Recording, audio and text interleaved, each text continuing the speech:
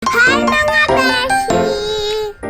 Ayan po mga beshi, papunta na po kami sa palengke. Sabi po sa akin ni Mami, bumili daw ako bigas. Nahiya po ako eh.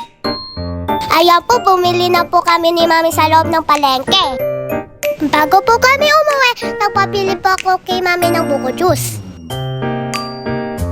Ayan po, pauwi na po kami.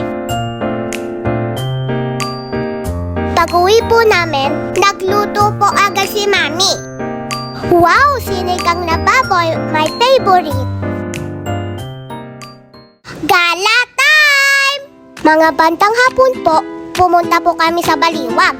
Ayan po, nanood po kami ng bugyaw. Nagulat po ako kasi nagbuga po ng apoy yung dancer.